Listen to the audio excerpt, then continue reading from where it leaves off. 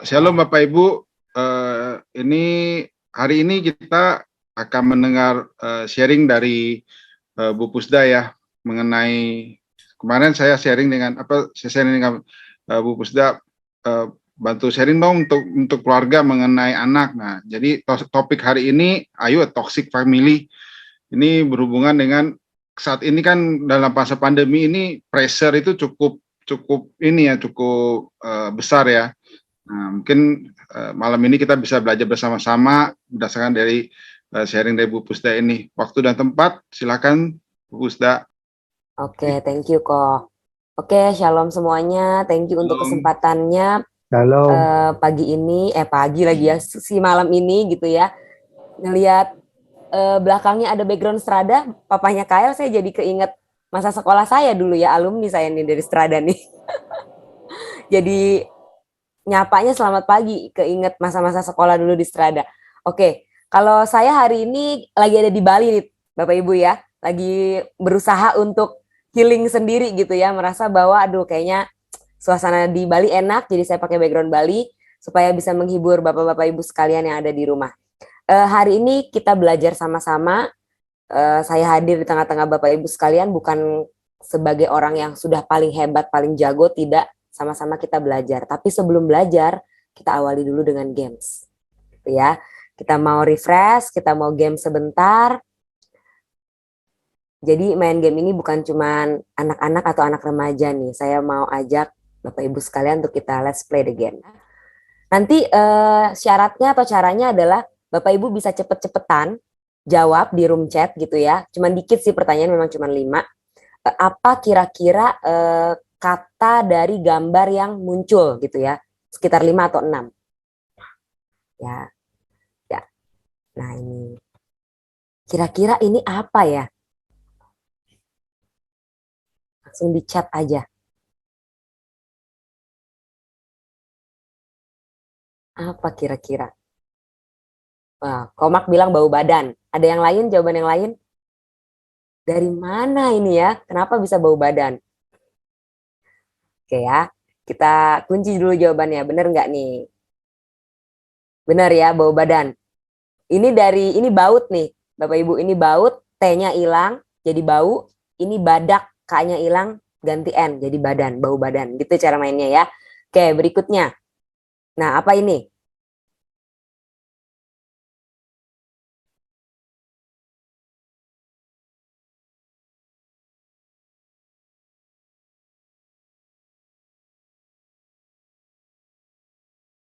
Berasa kayak lagi ujian nasional ya. Apa ya ini ya? Dilihat ini gambar apa satu-satu.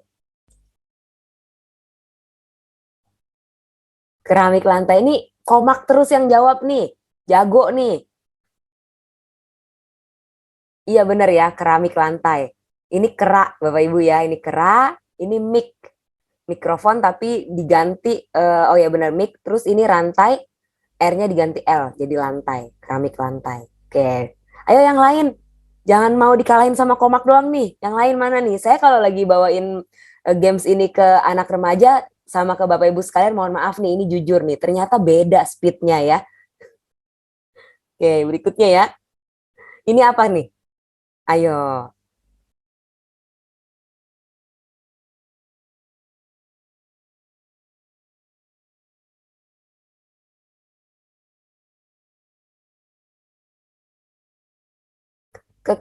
Ke, kurang pesan. Salah. Kurang pedas. Enggak. Ya bener, kurang pedas. Si Selfie juga bener nih. Kurang pedas ya. Ini kurang, pedang, engnya diganti S. Jadi pedas. Oke, berikutnya.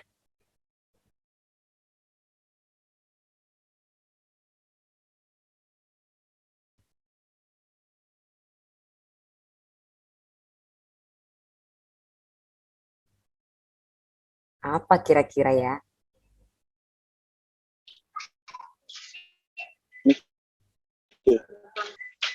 Ayo, ayo apa? Hitung persen. Ayo, bener nggak? Masih kurang tepat. Kok Ferry? Hampir benar.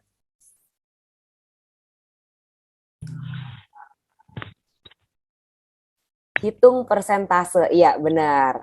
Hitung persentase ini hidung, jadi D-nya hilang jadi T, hitung per ya, ini persentase. Hitung persentase.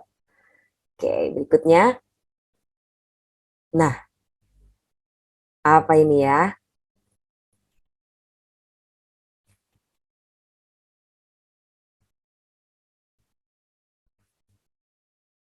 Apa kira-kira?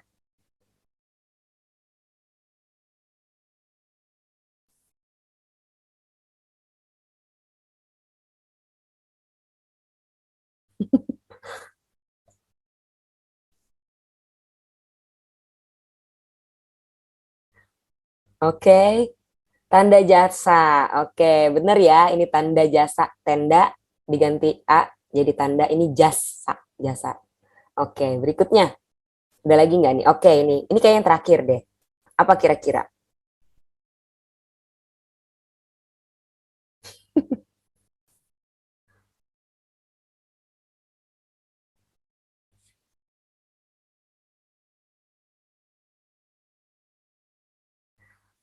Melihat ekspresi Bapak Ibu menjadi sebuah sukacita juga nih ya. Sampai miring-miring gitu. Berarti benar-benar dengan seksama nih dicoba nih. Oke, radiasi matahari. Benar, radiasi matahari ya. Radio, O-nya hilang. Jadi radi. Ini dasi, D-nya hilang jadi asi. Matahari, radiasi matahari. Oke.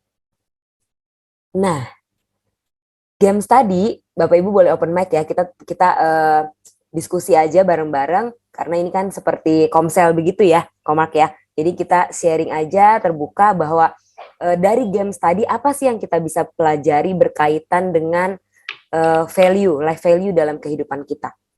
Sebelum kita masuk kepada topiknya. Apa yang kira-kira kita pelajari dari permainan games tadi? Terkadang apa yang terlihat tidak seperti seharusnya gitu. Iya, salah satunya itu ya. Sudut pandangnya si Selfie mungkin berbeda nih sama Ko Ferry. Kok dia bisa nemu ya radiasi matahari dari mana misalnya gitu ya. Terus ada lagi tadi gambar monyet tuh. Saya yakin Bapak Ibu sekalian nggak mengira kalau itu pakainya kera gitu ya. Monyet, susah gitu menemukan katanya. Kita seringkali terpatok sama sudut pandangnya kita nih dalam menjalani sebuah kehidupan. Suka pakai kacamatanya kita untuk ngejalanin kehidupan kita. Untuk bikin aturan, untuk bikin sebuah kebijaksanaan, misalnya untuk bikin sebuah kesepakatan di dalam rumah gitu ya dengan keluarga kita seringkali maksain sudut pandangnya kita, gitu ya Bapak Ibu ya. Selain itu seringkali juga kalau ini sebenarnya tidak dimainkan secara online gitu ya, secara langsung, secara offline ini akan lebih seru. Apalagi kalau dibikinnya berkelompok gitu ya. Masing-masing punya pendapatnya sendiri. Nah, seringkali dalam kehidupan kita pendapat yang berbeda-beda ini bukannya malah membuat kita jadi bersatu, akhirnya malah selisih paham, jadi ribut berkepanjangan. Itu jadi gontok-gontokan. Dan ini sering banget terjadi di dalam keluarga. Ya, gak bisa kita pungkiri, pasti pernah ada antara relasi kita dengan pasangan kita, maupun kita dengan anak-anak kita, maupun kita dengan orang tua kita. Seperti itu. Sangat sering terjadi.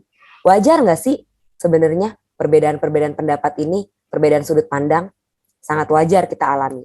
Karena ya memang begitulah manusia, gitu ya. Bedanya manusia sama ciptaan yang lain karena memang kita diberikan akal budi, logika, perasaan, semuanya komplit, lengkap Bapak Ibu. Sehingga makanya kita dianggap sebagai ciptaan Tuhan yang paling sempurna. Meskipun dianggap paling sempurna aja banyak ketidaksempurnaan, gitu ya. Dalam pola pikir, pola kita dalam memutuskan sesuatu, pola kita berpendapat, cara kita berpendapat, intonasi kita, apapun itu, banyak ketidaksempurnaan di dalam situ. Tapi cenderung kita sebagai orang tua, dan ini yang juga saya sedang berproses gitu ya, kita sebagai orang tua seringkali merasa bahwa kita yang paling benar. Sadar atau nggak sadar, gitu ya.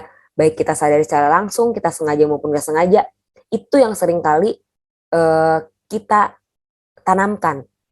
Saya adalah benar, saya orang tua kamu, saya udah makan asam garam lebih banyak misalnya dari kamu, gitu ya. Seringkali seperti itu tuh. Sehingga jadinya agak sulit nih kita untuk bisa melihat sudut pandang orang lain di dalam keluarga untuk memberikan input atau masukan. Seperti itu ya. Apalagi kalau anak-anaknya kita udah mulai tambah remaja gitu ya. Remaja, udah mulai logiknya jalan, kemudian udah banyak bertemu dengan relasi-relasi di luar, dengan membawa value yang berbeda dari keluarga, teman-teman, anak-anak kita sendiri. Kemudian akhirnya value yang kita tanamkan di keluarga bisa saja bias jadinya gitu. Bisa saja value yang kita tanam sedemikian lama dalam anak-anak kita, ketika dia ketemu dengan orang lain di luar, apalagi value yang kita tanamkan ini, karakter yang kita tanamkan kepada anak kita, kepribadiannya itu nggak kuat, sehingga dia ketemu orang lain di luar yang bisa menggoyahkan value yang baik yang sudah kita bentuk dalam keluarga, ini akan menjadi satu kendala lagi di dalam keluarga kita, gitu ya. Apalagi sekarang banyak sekali banyak hal dunia tawarkan di dalam keluarga, di dalam dunia ini kepada kita semua, khususnya anak-anak kita yang remaja lah, yang kecil lah, dengan berbagai cara yang manis-manis. Maka judul hari ini sebenarnya agak saya sengaja bikin rancu begitu ya, Are You Toxic Family? Nah, coba sekarang saya mau tanya ke Bapak Ibu sekalian, toxic yang dimaksud di sini menurut persepsi Bapak Ibu sekalian seperti apa sih, supaya kita nanti ke depannya bisa satu persepsi gitu tentang toxic ini. Silahkan. Papanya Kyle nih. Gimana Pak? Apa sih toxic menurut Bapak? Kalau dengar kata toxic tuh maknanya apa? Itu mungkin kayak apa ya, meracuni, racun gitu. Racun. Jadi lebih cenderung ke apa ya, ke nggak menghargai gitu loh. Racun nggak menghargai gitu ya. Oke, terima kasih Pak. Yang lain mungkin apa pendapat Bapak Ibu tentang toksik? Silakan. Gak usah takut salah, kita sama-sama belajar nih, ya. Ini nggak ada nilai ujiannya. Ko Stanley, menurut Ko Stanley gimana kok? Toksik itu apa ya? Toksik racun kali ya Bu. Racun, oke. Racun dalam hubungan keluarga antara orang tua dan anak. Gitu. Orang tua dan anak. Pengaruh dari luar. Oke. Ada pengaruh dari luar. Nggak cuma orang tua dan anak ya. Saya perluas lagi, family adalah ya bisa dengan parents sama parentsnya, apa papa dan mamanya begitu ya. Atau kalau di rumahnya ada kakek neneknya juga bisa ikut di dalamnya begitu ya. Familynya ini family yang dibilang inti, tapi bisa juga sampai kepada kalau memang di rumah itu ada kakek nenek bisa juga include di dalamnya. Kalau Ko Ferry, menurut Ko Ferry toxic itu apa kok? Toxic family sebuah hubungan yang tidak harmonis, sebuah hubungan yang selalu menyalahkan, selalu ada sebuah something wrong, selalu menyalahkan. Selalu menyalahkan, tidak harmonis, tadi ya tidak menghargai. Ada pendapat lain selain pendapat yang Bapak Ibu tadi sampaikan? Pak Sugito, menurut Pak Sugito apa nih toxic family? Sepakat dengan yang tadi disampaikan atau ada sudut pandang lain?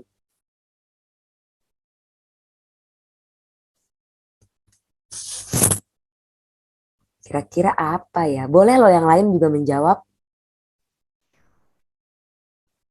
Pengaruh dari luar, Bu. Pengaruh dari luar? Yang merusak hubungan. Oke. Kalau yang lain? Ada? Mungkin ini Seskeke ada komen? Ya, halo. Halo, ya. Mau sharing sedikit. Silakan. Halo. Ya. Ya, mungkin kalau bagi aku toksik itu kayak sesuatu perilaku yang negatif gitu ya. Jadi sifatnya tuh mengecewakan. Mungkin bisa bikin hubungan itu jadi ya mengecewakan gitu. Jadi karena sesuatu berakibat sesuatu gitu loh. Oke. Thank you. Okay. Kalau saya tangkap semuanya saat ini punya persepsinya toksik itu adalah sesuatu yang merusak gitu ya, sesuatu yang meracuni, sesuatu yang pokoknya bentuknya nggak bagus deh gitu ya, sehingga jadinya relasi di dalam keluarga tuh jadi nggak bagus gitu. Oke, nggak apa-apa, saya kunci itu dulu. Oke, berikutnya ya, kita pasti dalam kehidupan ini pengennya jadi orang yang sehat, Bapak Ibu ya. Kalau bisa menghindari yang namanya sakit penyakit jasmani, mau deh gitu. Namun dalam kehidupan ini itu nggak serta-merta mudah untuk kita hindari. Dengan bukti simpel aja yang sudah di depan mata, corona ini gitu ya. Kita coba prokes sedemikian rupa, tetap aja bisa juga kena gitu ya. Nah, orang yang sehat itu biasanya ditandai dengan secara jasmani dia sehat, tapi secara mental juga sehat, Bapak Ibu. Ini adalah idaman semua orang. Termasuk di dalamnya adalah kita maunya punya ideal life seperti ini nih dengan keluarga. Ya, dengan keluarga maunya nggak ada masalah, maunya fine-fine aja, semua saling terbuka, kalau bisa nggak toksik, kayak gitu. Apakah dengan potret yang seperti ini, happy family, apakah pasti tidak ada toksiknya? Atau selalukah keluarga yang selalu ribut, selalu bisa dikatakan itu saling meracuni? Nah ini dia ya, dalam realitinya memang seringkali kita sering berbeda pendapat gitu dengan keluarga kita. Perlu disadari terlebih dahulu bahwa perkembangan individu, kepribadian individu itu sangat berpengaruh dari pola asuh, apa yang kita terapkan, value apa, bagaimana kita mendidik anak-anak kita, itu sangat berpengaruh dari dia masa bayi sampai dia nanti kepada older adult. Sebagai contoh, anak bayi yang seringkali dibohongin, ditinggal gitu ya, tanpa dikasih tahu, mami atau papi mau kerja dulu nih, gitu, tahu-tahu ditinggal aja, anaknya jadi nangis, terus dia nggak tahu dia nangis tuh kenapa, pokoknya mama papa nggak ada aja gitu, tanpa alasan yang jelas, sehingga yang muncul adalah dia jadinya mistrust, jadi mudah nggak percaya sama orang di sekitarnya, padahal harusnya keluarga menjadi tempat yang memang paling aman, nyaman untuk berlindung dan lain sebagainya yang positif gitu ya. Berbeda halnya ketika orang tuanya bekerja atau pergi ke suatu tempat tapi anak dikasih tahu. Meskipun sama-sama responsnya menangis, tapi anak yang menangis itu, bayi yang menangis itu akan tahu bahwa kenapa dia menangis. Alasannya apa dia menangis. Gitu ya. Sehingga jadinya dia trust malah yang terbentuk. Ya udah ditinggalin nggak apa-apa, saya menangis untuk orang tua yang pergi bekerja, tapi nanti akan pulang lagi. Dan memang pulang lagi akan ketemu sama dia. Yang terbentuk adalah yang atas, yang trust. Terus pola asuh kita terus berkembang ke arah yang positif. Kita membiarkan anak bisa memberikan kebebasan untuk oke, kamu mau pilih baju yang mana? Kamu mau pilih pakai bermain dengan mainan yang mana? Ada banyak orang tua yang membedakan dari kecil seperti ini. Anak perempuan gak boleh lah main mobilan. Misalnya gitu ya. Anak laki-laki aduh jangan deh main boneka. Sekalian itu sebenarnya yang membuat perbedaan-perbedaan itu adalah orang tua sendiri. Padahal sebenarnya harusnya di masa-masa otonomi toddler ini, pembentukan otonomi atau shame and up ini, harusnya anak-anak ini diberikan kesempatan untuk mereka bisa explore banyak hal. Gak boleh main masakan anak laki-laki, kita sering dengar gitu ya. Padahal berkembang semakin mereka dewasa, chef yang terkenal justru banyak yang laki-laki. Hair designer banyak juga laki-laki. Seperti itu ya. Oleh karena itu sebetulnya ketika orang tua memberikan kesempatan anak untuk eksplorasi, dia akan tumbuh menjadi anak yang otonom. Seperti itu. Dibanding, aduh ini gak boleh, itu gak boleh. Jangan deh nanti kamu begini, jangan deh nanti kamu gini. Akhirnya dia muncul tumbuh sebagai anak yang shame. Yang merasa aduh nanti aku gak bisa lagi ini. Malu mundur gitu ya. Lalu kemudian beranjak dia usia memasuki prasekolah, ketika dia tumbuh di dalam pola asuh yang otonom, artinya yang memberikan kesempatan untuk eksplor, maka dia akan tumbuh menjadi anak yang inisiatif. Artinya apa inisiatif? Bukan dilepas begitu aja ya, artinya kayak kita bangun rumah tuh ada pakai scaffolding gitu ya, tangga. Makin lantai dasar nggak pakai tangga, makin naik, makin pakai tangga, sehingga sampai di puncak atas udah jadi rumahnya, pelan-pelan tangga dilepasin gitu. Nah artinya ketika kita punya pola asuh yang bisa memberikan kesempatan anak untuk eksplor, kita dampingi, lalu kemudian kita kasih arahan tanpa membatasi eksplorasinya si anak, dia akan tumbuh menjadi anak yang inisiatif. Tanpa disuruh pun dia akan bergerak, oh ya oke, saya ada PR, saya ada banyak tugas, saya akan buat deadline sendiri. Nah, seperti itu tuh. Tapi kalau yang semua apa-apa serba diatur, dia nggak punya kesempatan explore, dia akan tumbuh menjadi anak yang guilt, merasa bersalah. Gitu ya. Lalu kemudian masuk usia sekolah, kalau kita terus yang pola asuhnya yang atas nih, memberikan arahan, dukungan, maju mundur, trial error, tanpa terlalu ada, maksudnya campur tangan berlebihan dari kita sebagai orang tua, dia akan tumbuh menjadi orang yang pribadinya ya bertanggung jawab, paham sama identitasnya dia, gitu ya. Lalu kemudian menjalin relasi juga relasi yang hangat. Lalu kemudian di usia tuanya sekalipun dia tetap merasa bahwa usia tuanya adalah usia yang produktif. Bukan usia tuanya merasa aduh hidup saya sia-sia, hidup saya nggak berarti. Nah, itu adalah tanda di mana dulu-dulunya bahwa ada kekeliruan di dalam pola asuh di usianya, di usia tertentu. Sebagai contoh yang paling nyata adalah masa remaja. Masa remaja tuh akhir-akhir ini banyak banget yang role confusion, bingung. Aku mau ngambil kuliah apa ya? Minat bakat saya apa ya? Bahkan ditanya kelebihannya aja, itu banyak banget anak murid saya di sekolah yang SMA nggak tahu. Karena seringkali relasi antar orang tua dan anak tuh nggak membantu anak untuk tahu kelebihan dia apa sih, kekurangan dia apa. Bahkan mungkin seringkali yang dilihat, kamu gini aja kok nggak bisa sih, misalnya gitu. Yang justru diumbar adalah kekurangannya, tanpa dibantu untuk menemukan kelebihannya. Gitu ya. Sehingga di titik itu, dia nggak percaya diri. Ketika orang nggak percaya diri, tampil di lapangan, dia akan menjadi orang yang isolation, menutup diri.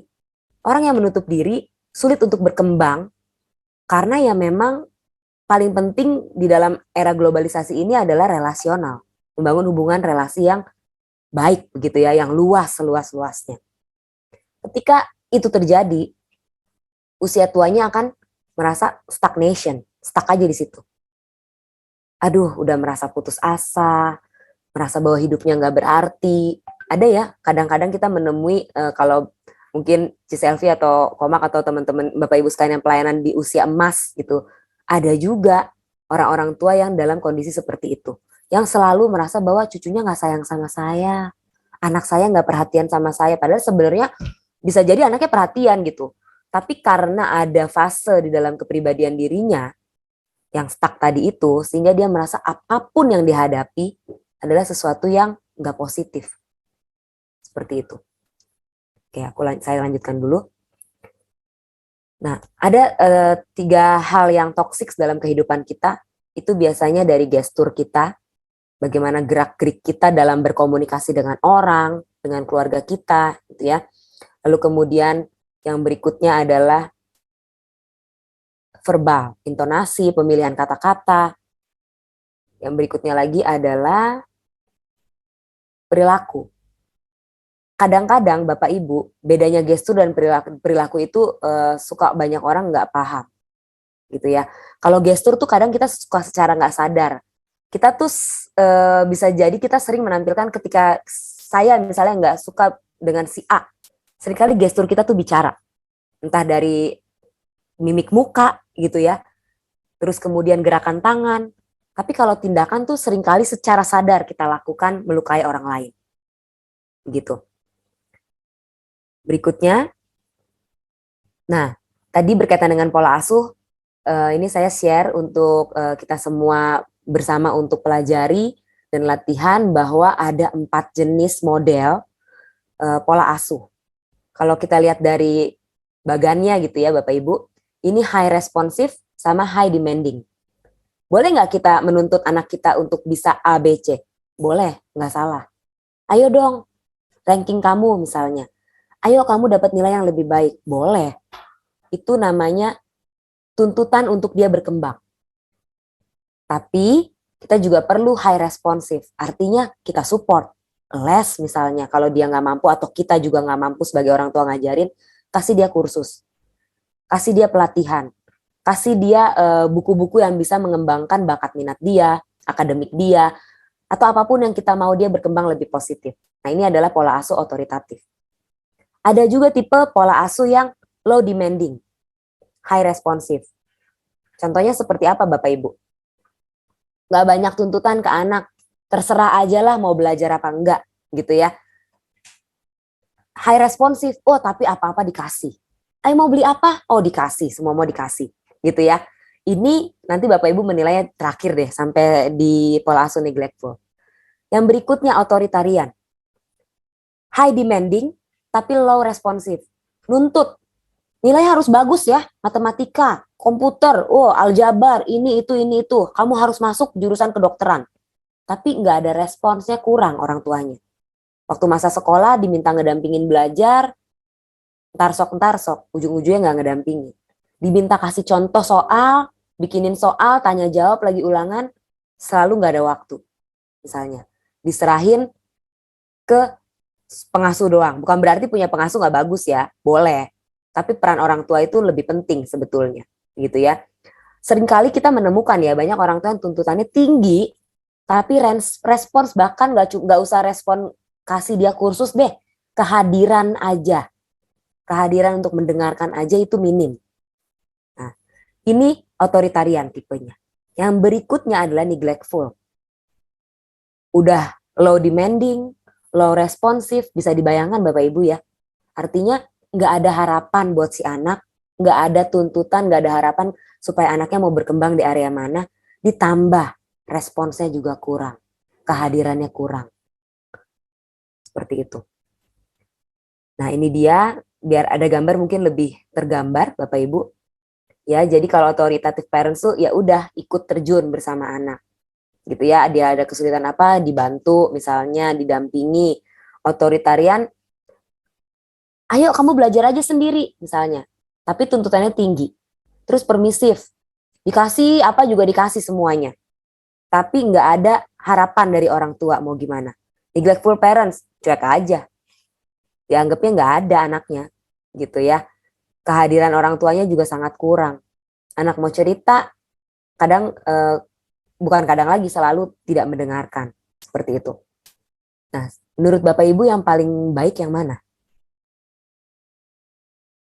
Yang biru, pink, ungu, atau ini nih Tosca, hijau Tosca. Yang mana yang paling baik Bapak Ibu? Yang pertama, biru. Yang pertama ya, yang biru ya, otoritatif. Susah nggak? Susah. Tapi bukan berarti kita nggak bisa. Memang jadi orang tua itu nggak pernah ada buku manual. Ada nggak dilihat manual book for parents?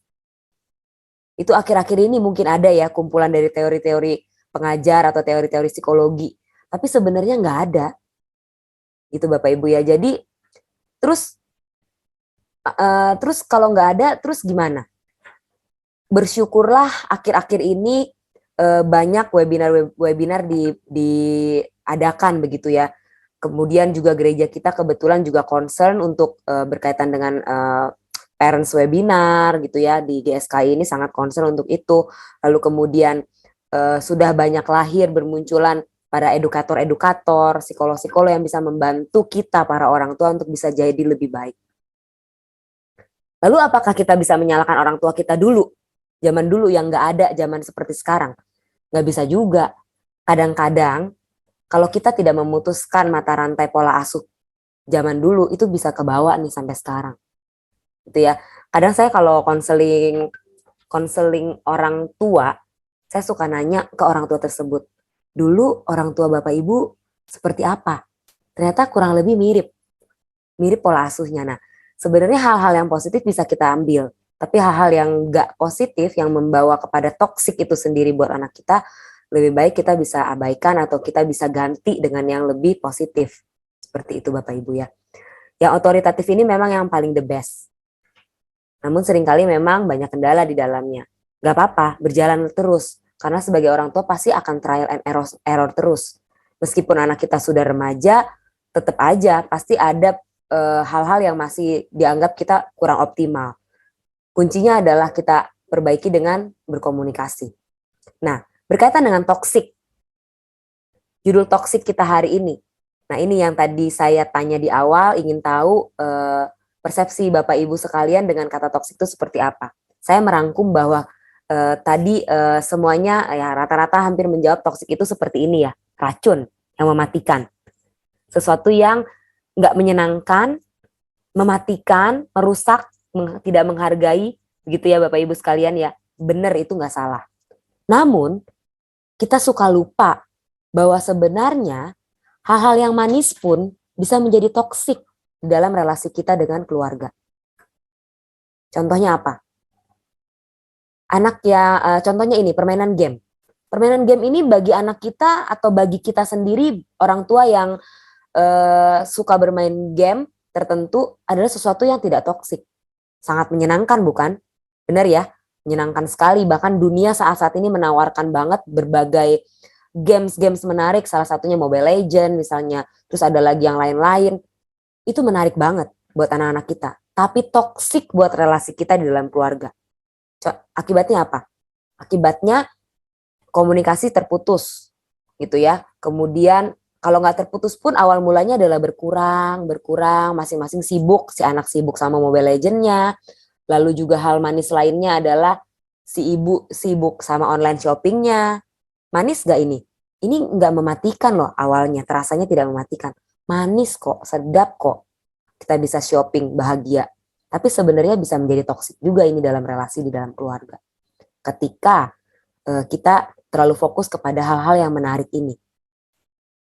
Berikutnya, ini yang sedang dialami sama banyak remaja. Ada yang tahu logo apa ini Bapak Ibu? Logo aplikasi apa? Atau ada kita yang dulu waktu remaja mungkin pernah coba download gitu ya. Kira-kira ada yang tahu? Gak apa-apa, saya juga untungnya nggak pernah main ini gitu ya. Ini adalah aplikasi Tinder. Tinder adalah sebuah aplikasi di mana kita bisa berteman dengan banyak orang sekaligus mencari pasangan melalui Tinder. Aman, buat yang merasa cocok dengan pasangannya saat ini, yang ketemunya di Tinder ya aman. Tapi banyak nggak amannya. Nah, apakah kita paham? Ini hal yang manis loh untuk remaja-remaja kita. Tapi bisa menjadi toksik juga dalam relasi di dalam keluarga. Ini hanya sedikit contoh ya Bapak Ibu ya. Bahwa dunia sangat menawarkan akhir-akhir ini sesuatu hal yang manis. Tapi sebetulnya toksik di dalam keluarga. Dan yang dimaksud dengan toksik yang Bapak Ibu tadi sepakati bersama tentang sesuatu hal yang tidak baik, menyakitkan, tidak menghargai, menghancurkan, itu betul. Tapi seringkali kalau kita balik ke contoh pola asuh yang tadi, yang ini nih, supportive, very supportive person orang tuanya, apa-apa dikasih, sedikit-sedikit money, uang, sedikit-sedikit kamu mau beli apa, oke kita beli, semua serba tercukupi, kelihatannya fine, tapi ini sebenarnya toksik, gitu ya. Jadi toksik itu tidak selalu sesuatu hal yang menyakitkan, tapi sesuatu hal yang manis yang apa-apa dikasih, apa-apa nggak ada aturan, itu juga bisa menjadi toksik di dalam relasi kita dengan keluarga kita. Seperti itu. Sebagai contoh dalam relasi papa dan mama misalnya, ya udah bebas, mama mau pergi kemana bebas, mau shopping sama teman-teman bebas, mau nggak ada aturan lah gitu ya, nggak ada kesepakatan. Akibatnya kebablasan. Akibatnya bisa timbul CLBK mungkin sama pasangan lamanya, mungkin ya sama mantannya misalnya, atau jadinya hubungan relasi dengan keluarga jadinya kurang baik. Atau kita tidak memberikan aturan yang fix buat anak kita. Bebas deh kamu mau main handphone kapan, kamu mau nonton YouTube kapan aja, mau nonton drama Korea tanpa batas waktu nggak masalah. Kelihatannya indah, enak, tapi sebenarnya itu juga toksik, gitu Bapak Ibu ya. Jadi toksik itu tidak hanya sesuatu yang menyakitkan, tapi yang manis juga bisa menjadi toksik. Oke, saya lanjutkan. Nah ini yang seringkali kita lakukan. Seringkali kita paksakan kacamata kita yang minusnya 2 untuk kita minta anak kita pakein ke anak kita yang nggak ada minus. Sebagai contoh, ya aturannya harus A ya A, nggak peduli gitu ya, nggak ada ruang untuk diskusi. Nah ini yang kita sering kali tanpa kita sadari sering menggunakan kacamata kita untuk kita minta anak kita pakai misalnya, untuk kita minta pasangan kita pakai, untuk kita minta ya orang tua kita pakai, padahal nggak cocok. Jadi kita tetap butuh ruang terbuka untuk kita bisa komunikasi Bapak Ibu. Nah ini dia yang saya maksud tentang toxic yang tadi menyenangkan tapi sebenarnya toxic gitu ya, toxic positivity. Secara kita tidak sadari ini sering kali terjadi Bapak Ibu. Misalnya anak merasa bersalah gitu ya, merasa sedih, merasa marah. Terus kita sering ya udahlah gitu ya, gak apa-apa misalnya gitu, atau mencoba untuk menyembunyikan emosi kesedihan atau rasa tidak nyaman kita seolah-olah kita fine-fine saja gitu ya. Misalnya dalam relasi kita dengan suami istri deh, sebenarnya ada hal yang harusnya kita bicarakan gitu ya, kita diskusikan, tapi karena kita nggak mau pasangan kita pusing, kita simpan sendiri. Nah ini bisa menjadi toxic positivity. Artinya yang ini nih, kita hiding painful emotion. Karena sebenarnya kita butuh mengekspresikan itu, Bapak Ibu. Kita butuh banget orang tahu bahwa kita tuh sedang sedih, kita sedang marah, kita sedang bahagia misalnya. Kebanyakan sih toxic positivity ini menyembunyikan yang negatif, kita ganti dengan topeng kita yang baik-baik saja, gitu ya. Nah hal-hal seperti ini yang disebut sebagai toxic positivity, seperti itu. Udahlah stay positif aja, padahal kita dalam kondisi nggak oke. Ini akan menjadi racun dalam diri kita. Tuh akibatnya ya bisa memberikan ujung-ujungnya kalau udah menumpuk akhirnya meledak juga, malah lebih nggak baik gitu ya, malah lebih parah seperti itu. Nah kebalikan dari toxic positivity adalah healthy negativity. Apa itu healthy negativity? Ini adalah suatu istilah saja sebenarnya Bapak Ibu, menggambarkan bahwa kemampuan kita untuk bisa merespon atau menanggapi aspek negatif yang sedang kita alami dengan secara sehat. Seperti ada orang bilang it's okay not to be okay, gitu ya. Jadi memang nggak apa-apa kalau kita merasakan hal yang nggak enak sekarang. Nggak perlu segala sesuatu perasaan nggak enak itu kita sembunyikan Bapak Ibu, gitu ya. Oleh karena itu keterbukaan itu sangat penting di dalam sebuah relasi di dalam keluarga. Jadi kalau kita takut merasa gagal, kayaknya bakalan gagal nih, tapi nggak salah lah dicoba. Kata-kata seperti ini sebenarnya kata-kata untuk bisa membuat kita bisa rilis pelan-pelan emosi negatifnya dengan cara yang lebih positif, gitu ya. Aduh aku kena COVID nih, memang sih menyebalkan ya. Ya udahlah, nggak apa-apa jalanin. Misalnya gitu, memang lagi fasenya, harus istirahat dan lain sebagainya, bisa jadi seperti itu. Sehingga ketika kita menemukan keluarga kita, anggota keluarga kita yang lagi kecewa, yang lagi marah, lagi gagal, kita lebih bisa berpikir untuk mengelola kata-kata dengan oh gagal ya udah, nggak apa-apa, nanti kita coba lagi. Dibanding kita mengeluarkan kata-kata ya udahlah, dulu begini aja pakai nangis, gini aja pakai sedih. Coba deh kita bayangin. Kesel gak sih, kita keki gak sih kalau digituin orang lagi sedih gitu ya, tapi malah disangkal gitu. Nah jadi kita belajar untuk bisa memvalidasi emosi kita Bapak Ibu.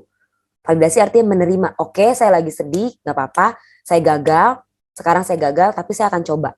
Gagalan saya apa, saya akan belajar, saya akan coba.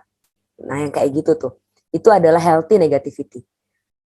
Kita bisa merespons emosi negatif kita dengan lebih sehat, seperti itu. Nah ini dia ada beberapa tips. Instead of saying just keep smiling to everyone, tapi lebih baik kita mencoba it's okay to be upset. Gak apa-apa kita lagi sedih, marah, kecewa, bahkan kita menangis.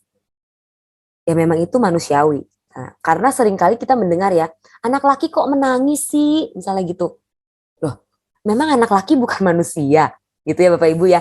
Nah seringkali ini yang seringkali jadi sebuah value yang sebetulnya kurang tepat, kurang pas untuk kita bakukan kepada gender tertentu. Apakah anak perempuan saja yang boleh menangis? Apakah laki-laki nggak boleh menangis? Padahal sebenarnya Tuhan menciptakan emosi yang sama, baik ke laki-laki maupun kepada perempuan. Gitu ya. Jadi nggak apa-apa, oke nangis nggak apa-apa anak laki-laki. Seperti itu. Tapi kita bisa arahkan kepada cara-cara yang positif saat dia marah, saat dia menangis misalnya. Terus kemudian instead of saying ya udah semuanya tuh pasti ada alasan di balik ini. Misalnya kita lagi ketemu sama keluarga yang lagi berduka banget gitu ya, lagi ditinggal suami meninggal atau keluarga lainnya meninggal. Memang sebenarnya maksud hati kita memotivasi bahwa segala sesuatu itu adalah ada sebuah reasonnya. Tapi sebetulnya ada sebuah penelitian Bapak Ibu, ketika orang-orang dalam masa grieving, mereka tuh agak kurang suka ketika dibilang dengan kalimat ini. Udah, everything happens for a reason. Nah, dan saya coba penelitian itu kepada teman-teman yang sedang berduka. Ternyata mereka lebih suka diterima kesedihannya. Udahlah, nggak, iya, oke, lu lagi sedih ya sekarang, kamu lagi kecewa ya, nah, kamu lagi sangat sangat kehilangan ya. Nah, mereka lebih suka ketika ada kata-kata itu ketimbang everything happens for a reason. Udahlah, kamu bisa lewatin. Ya memang betul, nanti itu tapi setelah masa grievingnya lewat bisa dilewati. Tapi saat masa grieving, masa-masa sulit, mereka kebanyakan lebih suka kata-kata yang ini, it's okay not to be okay. Seperti itu. Nah, yang seperti ini juga, instead of saying failure is not an option, lebih baik kegagalan itu bagian dari sebuah pertumbuhan. Jadi memang kita terima, kita accept emosi-emosi negatif, kita terima supaya kita pelan-pelan bisa rilis. Seperti itu, bukan menyangkal. Dan lain sebagainya ya, Bapak Ibu ya. It could be worse gitu ya. Lalu kemudian akan lebih baik ketika ya memang segala sesuatu kadang-kadang bisa kita alami suatu hal yang buruk. Gimana caranya saya bisa support kamu? Apa yang saya bisa lakukan untuk bantu kamu? Itu akan lebih terasa empatinya ketimbang hanya sekedar kata-kata ya memang buruk sih ya. Ini memang akan menjadi hal yang buruk misalnya gitu. Tapi ketika kita menawarkan sebuah support, sebuah bantuan, ini akan bisa memberikan satu angin segar kepada lawan bicara kita atau kepada anggota keluarga kita. Seperti itu. Ini yang tadi saya singgung sedikit bahwa toksik atau enggaknya keluarga kita, relasi kita dalam keluarga akan bisa diperbaiki dengan cara kita mesti refleksi dulu nih, check our signal. Signal kita seperti apa Bapak Ibu? Kita akan kesel banget ya kalau wifi kita kayaknya yang merah ini. Apalagi yang ini, mati, lupa bayar atau misalnya ada gangguan tuh sering kali tuh ya. First Media kirim email ke pelanggannya. Gangguan, sering banget tuh gangguan gitu ya. Udah kesel banget rasanya. Nah, ini balik kepada kita coba ngecek yuk masing-masing kita komunikasi kita. Seberapa intens kita masih berkomunikasi dengan anggota keluarga kita. Yang hijau kah? Yang kuning kah, yang merah, atau yang sama sekali nggak ada warnanya. Mulai sekarang, kita perbaiki. Ada yang suka tanya sama saya, terlambat gak ya kalau anak saya udah remaja? Buat saya sih nggak ada kata terlambat untuk memperbaiki. Karena manusia itu dinamis Bapak Ibu. Jadi masih sangat bisa diperbaiki. Cuma bedanya adalah waktunya. Kalau sinyal ini hilangnya sudah belasan tahun, relasinya sudah agak rusaknya belasan tahun, bukan rusak ya, rusak tuh kayaknya lebih gak begitu konotasinya bagus gitu ya. Mungkin relasinya sudah tidak baiknya belasan tahun, akan lebih lama memperbaikinya ketimbang yang baru 5 tahun, 2 tahun, setahun, atau bulanan. Tapi bukan berarti gak bisa diperbaiki. Seperti itu. Lalu kemudian yang berikutnya, nah ini dia. Ajarkan kepada anggota keluarga kita untuk kita bisa punya cara berkomunikasi yang asertif, yang tengah. Submisif adalah cara komunikasi yang diem aja, nerima aja, disakiti juga diem aja, gitu ya. Saya baru dengar, tapi saya yakin Bapak Ibu juga pernah dengar beberapa waktu yang lalu ada seorang pemuka agama di Indonesia begitu ya, ya termasuk inilah public figure juga, beliau perempuan, beliau mengatakan, ya KDRT itu nggak masalah, nggak perlu kita membuka aib pasangan kita kalau kita di KDRT-in sama suami kita. Nah, ini memaksa orang untuk submisif. Artinya sesuatu yang tidak benar, kita harus komunikasikan dong. Masa kita sembunyikan? Bahkan itu sudah masuknya ke jalur yang memang sudah melanggar hukum begitu ya, hukum hak asasi manusia seperti itu. Nah itu kurang tepat Bapak Ibu gitu ya. Lalu yang agresif juga nggak tepat nih gitu ya. Yang tepat adalah asertif. Asertif adalah di mana kita tetap bisa menyampaikan bahwa kita sedang marah, tapi kita juga bisa tetap dengan kepala dingin menyampaikan pendapat kita yang baik tuh mau gimana. Gitu, win-win solution. Seperti itu. Kalau submisif, bisa jadi ada kemungkinan lama-lama kita bisa depresi loh dengan keadaan yang submisif ini. Gak berani mengungkapkan perasaan, gak berani terbuka dengan pasangan, gak berani terbuka dengan anak-anak kita mungkin.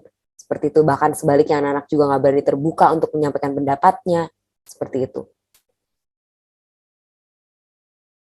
Ini Bapak Ibu bisa lihat, agresif adalah your needs. Kita doang yang mau, kebutuhan kita doang yang mau dipenuhi. Tapi kita nggak peduli kebutuhan orang lain seperti apa. Pasif adalah kita ngedengerin, kita memenuhi kebutuhan orang lain terus, menyenangkan orang lain terus, tanpa kita menyuarakan apa yang menjadi kebutuhan kita, pemikiran kita, gitu ya, perasaan kita. Tapi kalau asertif di tengah-tengahnya, artinya kita bisa menyampaikan apa yang menjadi needs kita, tapi kita juga bisa berusaha mendengarkan apa yang menjadi needs orang lain dan berusaha untuk imbang di tengah-tengah. Harapannya komunikasi kita bisa ke arah yang tengah ini ya Bapak Ibu, asertif. And learn to listen than to understood. Memang segala sesuatu dimulai dari belajar untuk listening. Because listening is different with hearing. Kalau hearing ya cuma sekelebat aja. Oke, aku dengar, tapi kalau listening bener-bener kita dengan hati, seksama, mendengarkan, supaya apa? Supaya kita bisa memahami kebutuhan orang lain. Saya rasa kita semua punya kebutuhan yang sama Bapak Ibu ya. Kebutuhan untuk sama-sama dimengerti, sama-sama didengarkan, kebutuhan untuk sama-sama mau dipahami. Keren ya. Seperti itu. Nah, oleh karena itu, seperti yang firman Tuhan katakan Bapak Ibu, apa yang mau orang lain perbuat kepada kita, perbuatlah demikian juga kepada orang lain. Jadi belajar untuk mendengarkan supaya kita bisa memahami kebutuhan orang lain dan juga akhirnya kebutuhan kita pun bisa dipahami oleh orang lain. It's okay, kita masih memulai. It's okay kalau kemarin belum bagus, tapi terus kita bisa pupuk terus, kita bisa airi terus supaya terus bertumbuh, menjadi kuat, menjadi tinggi dan menjadi semakin baik buahnya. Seperti itu. Itu aja sharing saya malam ini Bapak Ibu. Semoga bisa memberkati kita semua. Kalau ada pertanyaan boleh untuk kita bisa diskusikan bersama. Thank you Bu Pusda.